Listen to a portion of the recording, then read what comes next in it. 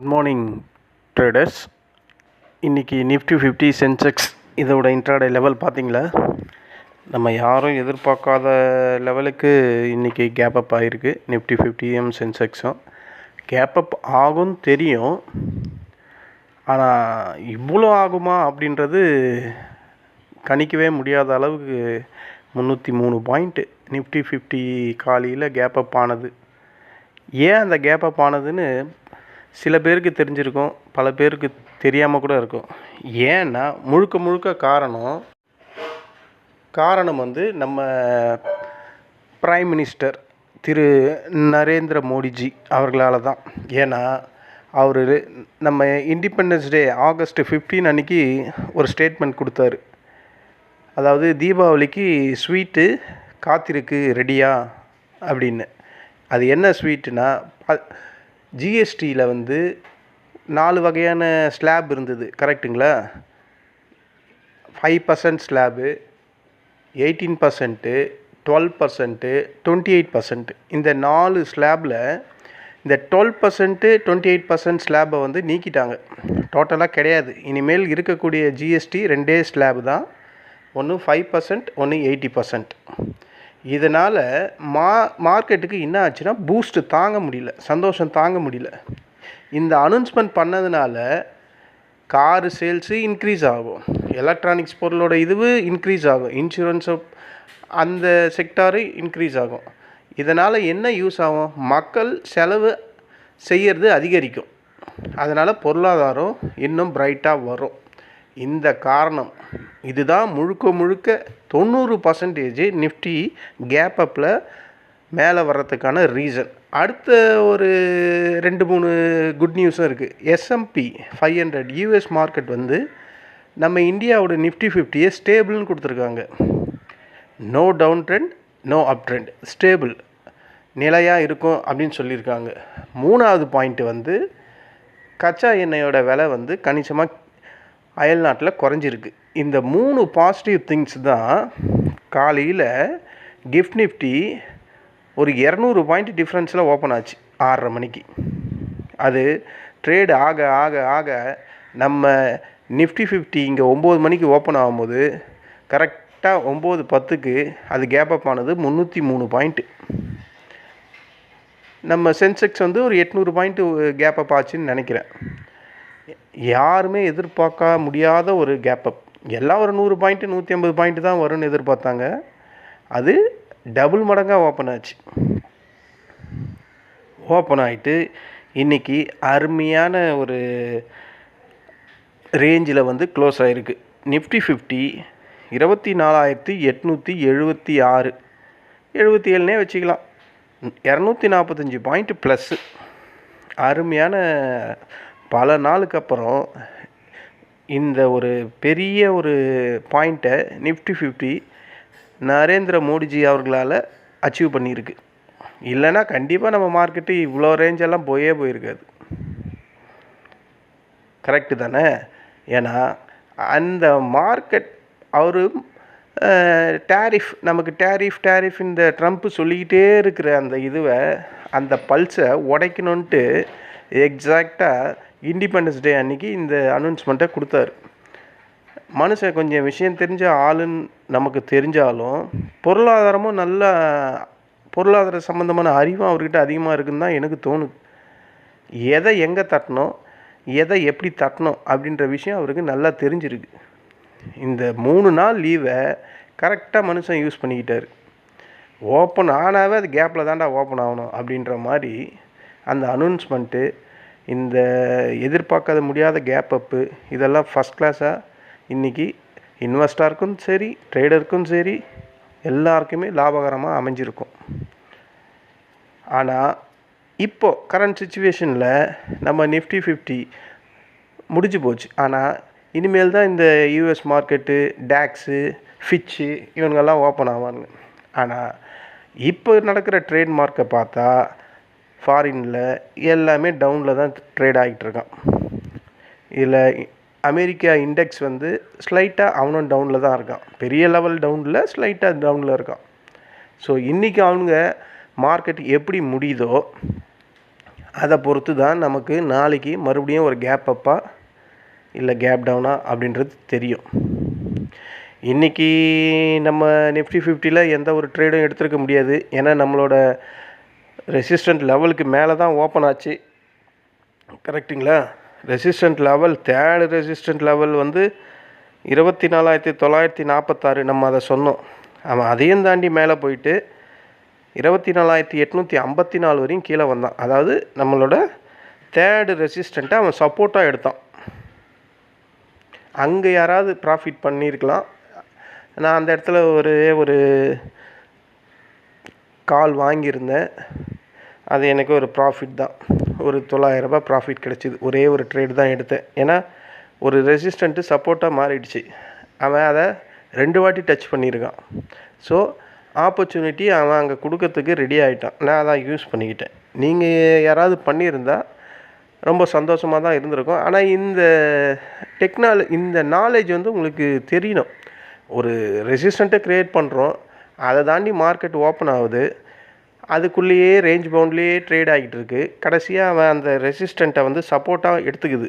24,854 இன்றைக்கி 15 மினிட்ஸ் கேண்டிலில் நீங்கள் போய் செக் பண்ணிங்கன்னா நான் சொன்ன அந்த ரேஞ்சை அவன் தொட்டுட்டு அங்கேருந்து பவுன்ஸ் ஆகிருப்பான்.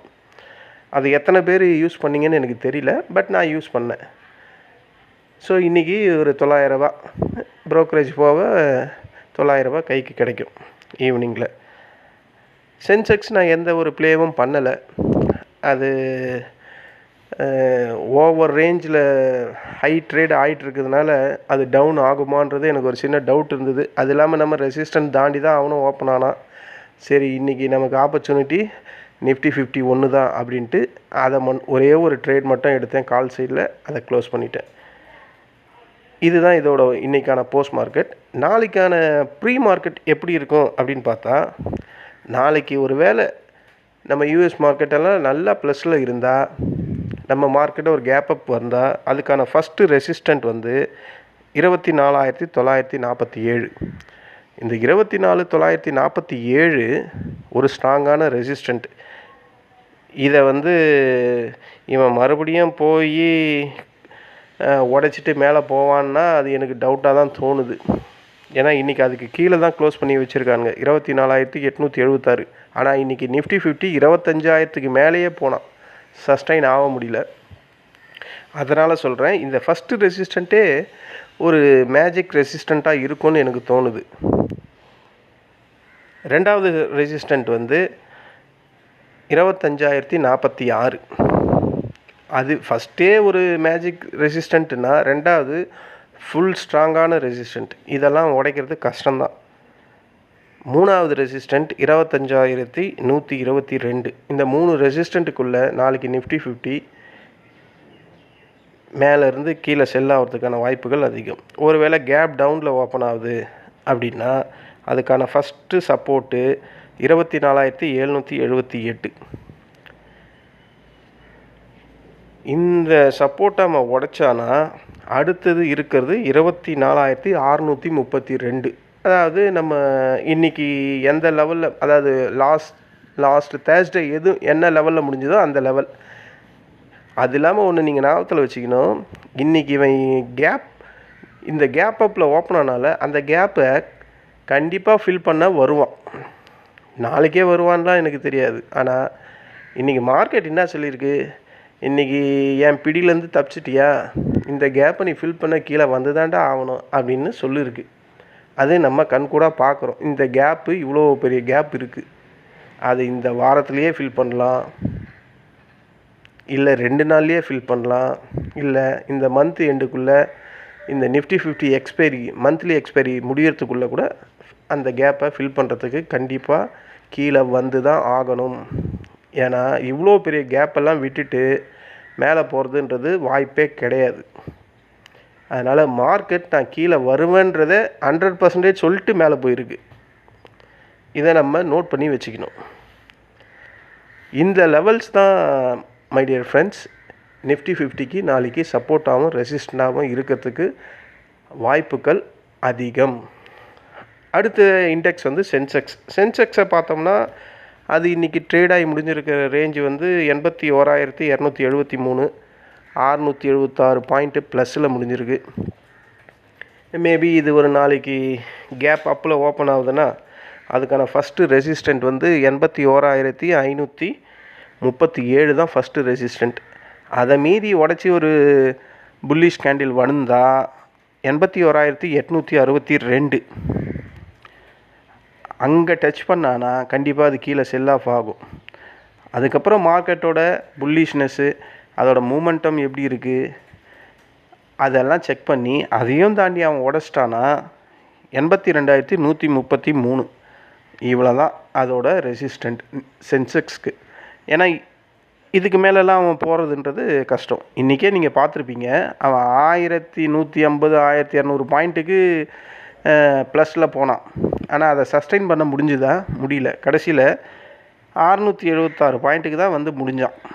ஸோ அந்த மாதிரி சிச்சுவேஷன் வரும்போது இந்த 82,131 டச் பண்ணனா அங்கேருந்து கீழே ஒரு 300-400 பாயிண்ட் கீழே விழறதுக்கு தான் வாய்ப்புகள் அதிகம் சென்செக்ஸ்.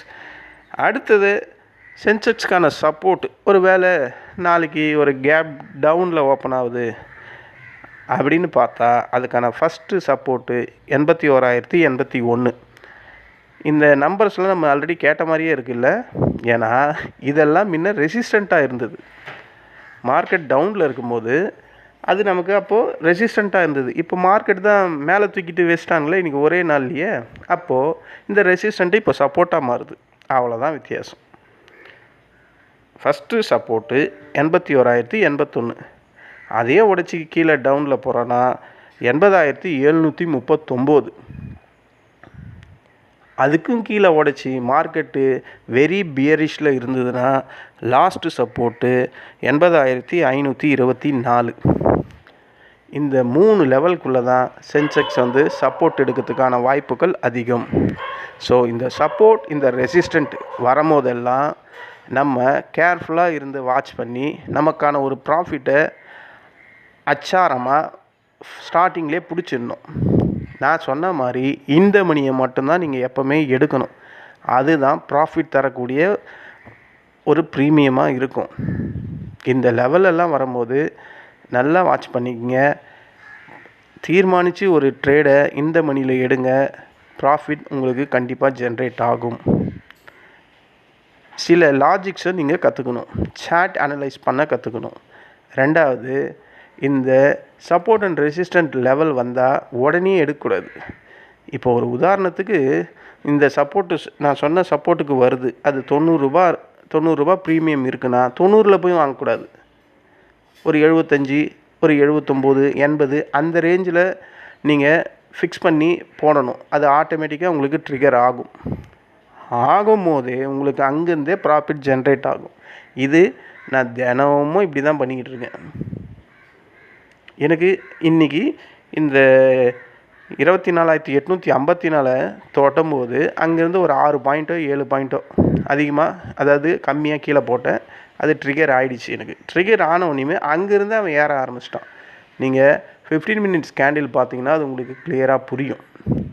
அங்கேருந்து ஏறினவன் 100 பாயிண்ட்டுக்கு மேலே 100 பாயிண்ட் வரையும் வந்தான். 946 வரையும் வந்தான்னு நினைக்கிறேன்.